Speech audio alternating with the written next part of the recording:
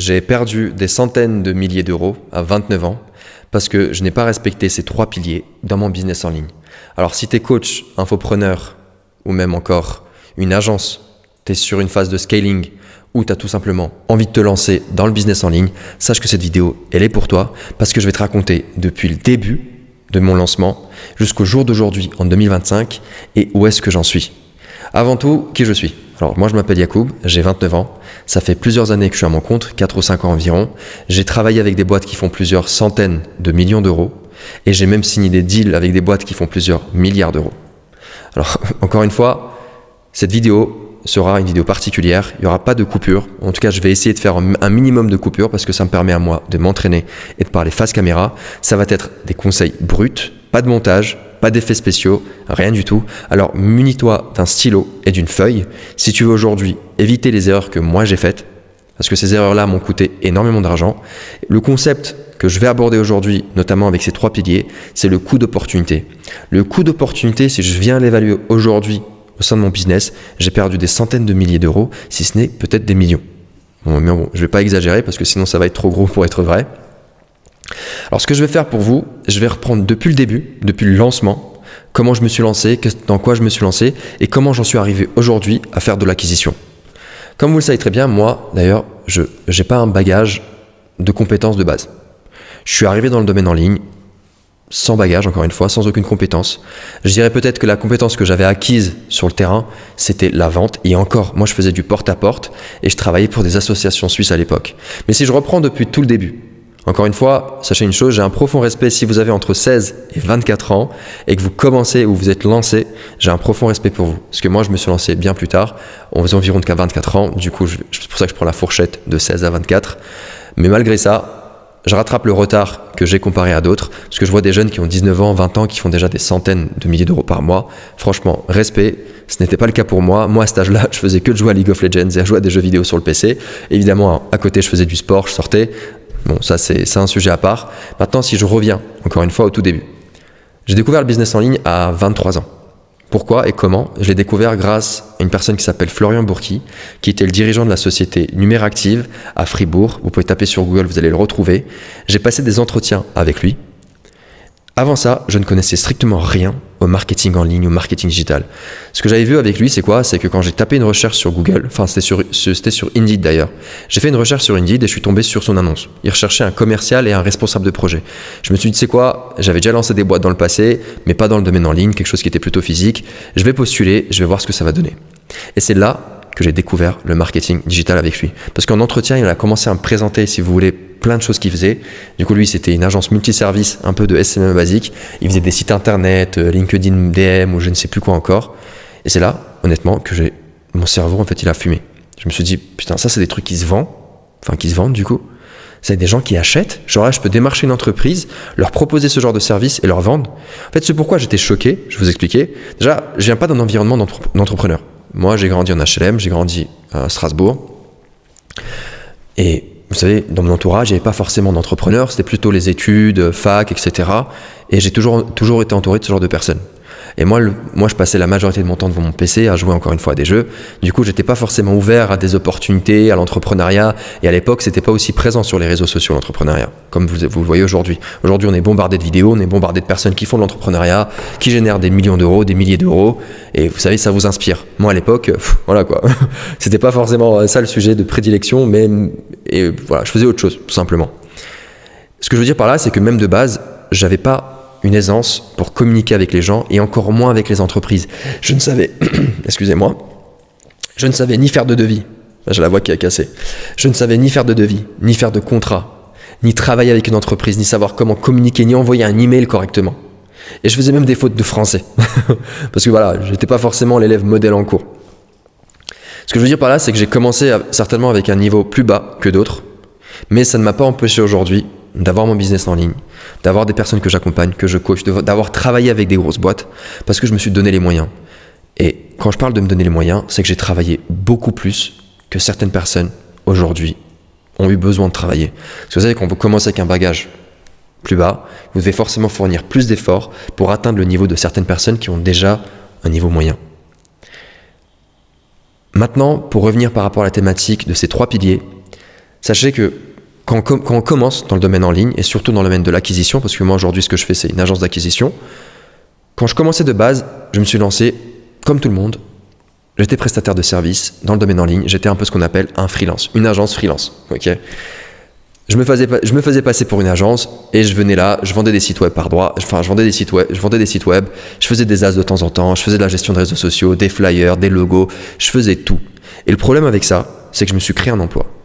Et c'est notamment pour rejoindre ça c'est, si vous voulez, c'est la contradiction complète de la finalité d'un business en ligne. Parce que l'idée c'est quoi? C'est pas de se créer un emploi. C'est d'avoir l'indépendance. C'est de pouvoir scaler un business. C'est de pouvoir générer des revenus et être libre, entre guillemets. D'accord? Je parle pas de liberté forcément géographique. Ça c'est encore un autre sujet, mais liberté financière. C'est-à-dire avoir des revenus récurrents qui rentrent et pouvoir se permettre de les utiliser, tout simplement. Et le problème, c'est que étant donné que j'étais pas focalisé sur une seule niche et que j'avais pas forcément les connaissances parce que j'achetais des formations un peu de personnes à droite à gauche que je trouvais en ligne, et vous savez, il y avait personne à ce moment-là en 2021 en France qui parlait d'acquisition, qui parlait d'agences, enfin il y avait encore des agences de marketing digital, le SMM basique, mais tous ceux qui étaient présents sur le marché étaient éclatés au sol et ils étaient vraiment nuls. Et ils vous apprenaient plein de trucs et énormément de choses qui ne servent strictement à rien.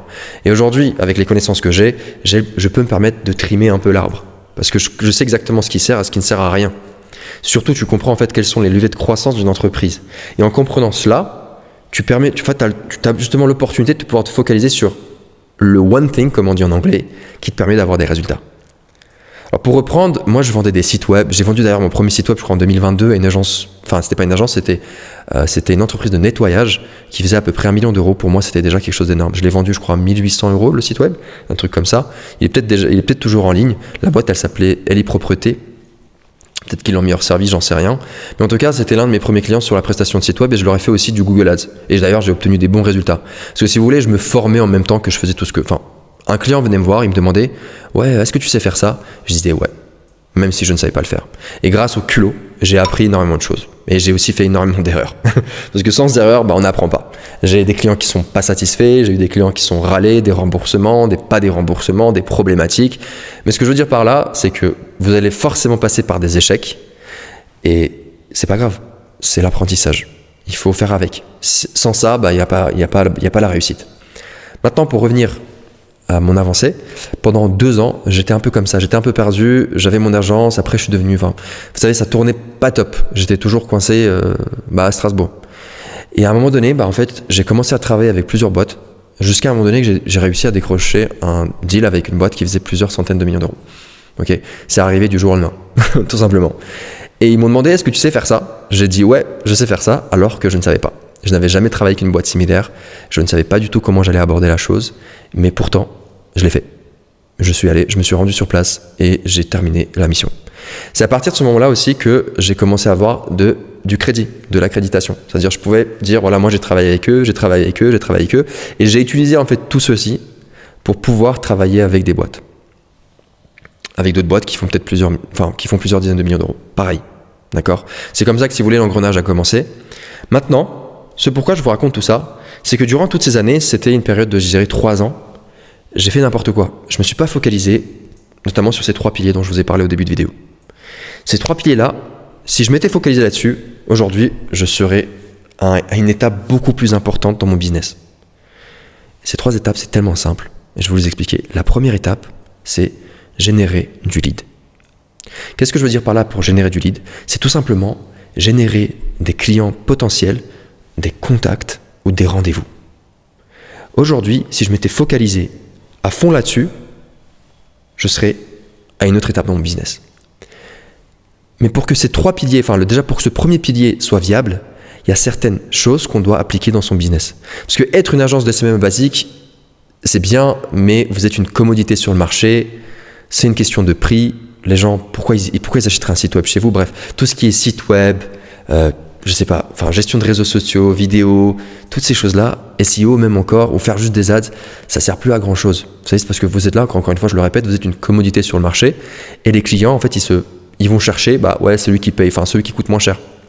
Si aujourd'hui c'est ça votre finalité, arrêtez. C'est pour ça que le domaine de l'acquisition, je l'ai découvert à la suite, et encore une fois, je le dis, si je l'avais découvert avant, surtout comment il faut le faire, j'aurais été plus heureux aujourd'hui. Parce que le domaine de l'acquisition, c'est tout simplement ces 3 piliers-là. Et pour que ces trois piliers puissent exister, notamment le premier, encore une fois, générer du lead, il faut avoir certaines conditions qui sont en place. Notamment, avoir une niche précise, c'est-à-dire on choisit une seule niche. Par exemple, les paysagistes, ou par exemple les instituts de beauté, ou encore les énergies renouvelables, ou encore les panneaux solaires, ou encore les couvreurs-zingueurs, dératisation, j'en sais rien. Mais une seule niche dans laquelle vous connaissez tout par cœur. Vous parlez la même langue que votre client. Si j'avais fait ça, je serais encore une fois à un autre niveau. Et si j'avais une seule offre aussi, alors je reprends, les conditions c'est quoi? C'est une seule niche, une seule offre. Et un seul service. Et des garanties. Voilà, j'ai rajouté pas mal de choses. Si j'ai ces quatre éléments-là, si j'avais eu ces quatre éléments-là, du coup, je serais à un niveau beaucoup plus élevé dans mon business. Parce qu'une fois que ces quatre éléments sont en place, ce qui reste à faire, c'est les trois piliers. C'est générer des leads, ça veut dire générer des rendez-vous, signer les leads, d'accord? Signer les leads, ça veut dire quoi? Signer, closer des deals. Et après, délivrer le résultat à ses clients grâce à des systèmes, grâce à quelque chose. Après, il y a un bonus, c'est upsell et rétention. Là, j'y rentrerai pas forcément dans le détail durant cette vidéo. Je vais plutôt me focaliser sur ces trois piliers dont je vous ai parlé. J'aurais aimé avoir su qu'il faut que je me focalise sur une seule niche, un seul service, une seule offre, et enfin, je crois que voilà, j'ai oublié le quatrième élément, mais vous avez compris.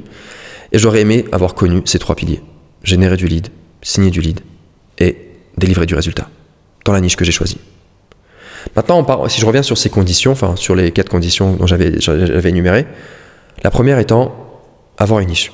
Déjà, encore une fois, je le répète, avoir une seule niche, c'est l'une des choses les plus importantes. Pour pouvoir justement se focaliser sur un type de clientèle qui va... Et vous, derrière, vous allez comprendre exactement leurs problématiques, leurs pain points, tout ce qui se passe en fait dans leur vie. Leur prix moyen, leur panier d'achat, leur marge. Parce qu'une fois que vous connaissez un business dans le détail, vous êtes en mesure de pouvoir leur apporter des solutions en détail et précises. Après, en parlant de l'offre notamment, si on a une offre du type, il y avait les garanties, ouais. Si on a une offre du type, écoutez, je vous ramène 10 clients par mois où je ne suis pas payé. Qui va vous dire non? Personne, à part les gens bêtes. À part les gens qui ne veulent pas plus de clients. Imaginez, c'est ce qu'on appelle un modèle à la performance. Vous devenez tellement expert dans une niche et tellement expert dans un service, et vous avez des garanties de malade qui vont faire que le client, c'est tout à son avantage de travailler avec vous. Vous comprenez? Maintenant, si je reviens, voilà, toutes ces conditions sont respectées, que ce soit la garantie, les offres, enfin tout est respecté. Okay, je vais pas justement parler de nouveau de ça. Ce qui reste à faire maintenant pour générer du lead, comment faire? Comment faire pour générer du lead? Il existe énormément de techniques et la meilleure et la plus rapide, c'est les ads. Comme ça, c'est clair. Si aujourd'hui vous voulez scaler votre business, peu importe ce que vous faites, vous devez faire des ads. Après, il existe d'autres méthodologies, la création de contenu, les envois d'emails, le DM Insta, LinkedIn, création de contenu short aussi notamment, bref. Faire du cold call aussi, ça existe évidemment. Toutes ces méthodologies-là existent pour générer des leads et générer des contacts, générer des rendez-vous pour votre agence, coach, infopreneur, peu importe ce que vous faites. Si aujourd'hui vous vous focalisez sur cet aspect-là, sur ce pilier-là, vous allez atteindre des paliers énormes en mettant en place tout ce que je viens de dire en amont. D'accord? Le deuxième pilier, c'est la signature. La signature, le closing. Closer des deals avec les boîtes, closer des deals avec des prospects, closer des deals pour votre accompagnement comme ce que je fais moi aussi. Vous allez avoir besoin de savoir closer. Vous avez besoin de savoir la vente. Et les deux piliers que je viens de vous donner, si vous voulez, c'est 80% de votre business, de prestations, de coaching, d'agence, peu importe ce que vous faites, c'est 80% de votre business. Les gens qui passent justement 80% de leur temps sur la délivrabilité de résultats, ils sont foutus. Pourquoi? Parce que déjà, pour délivrer des résultats, il faut des clients. Et pour pouvoir être bon dans la délivrabilité de résultats, il faut faire du volume. Il faut avoir beaucoup de clients pour lesquels vous allez travailler et faire justement du résultat. Parce que vous apprenez pas avec un seul client. Vous apprenez avec 10 clients. Vous avez besoin de 10, 5, 15 clients pour pouvoir apprendre à comment leur rapporter des résultats. Parce que vous allez faire du testing, vous allez tester les ads, les créas, les ci, les ça, le cold call, j'en sais rien, tout. Vous allez tout tester pour pouvoir savoir justement comment générer du résultat pour cette niche-là ou pour cette boîte-là. Vous comprenez? C'est là où est toute la problématique. Si j'avais su en amont que je devais me focaliser sur une seule niche, une seule offre, des garanties, et que je devais me focaliser après sur ces trois piliers, générer du lead, signer du lead et délivrer du résultat, j'aurais gagné des centaines de milliers d'euros aujourd'hui avant 2025. Maintenant, moi, je vous partage tout ça. Bon, j'ai 29 ans, hein, ça a pris du temps pour arriver à ces connaissances-là. Moi, je vous partage tout ça gratuitement pour que vous le sachiez. Sur quoi vous devez vous focaliser sur votre business. Ça va vous faire économiser du temps, de l'argent. Et encore une fois, je repars sur ce concept de coût d'opportunité dont je vous ai parlé. Parce que perdre des centaines de milliers d'euros, ça veut dire quoi? C'est le coût d'opportunité que j'ai aujourd'hui de ne pas avoir appris ces choses-là en avance. Si j'avais su que je devais me focaliser sur ça, voilà ce que j'aurais pu gagner et ce que j'aurais économisé.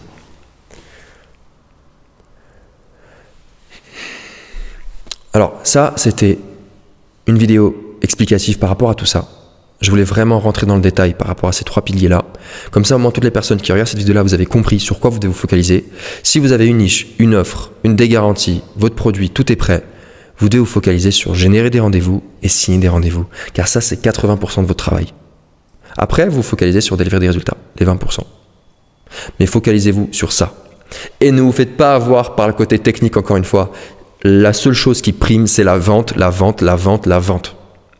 Focalisez-vous là-dessus. Et je vais vous faire économiser des années et des centaines de milliers d'euros, encore une fois, je le répète.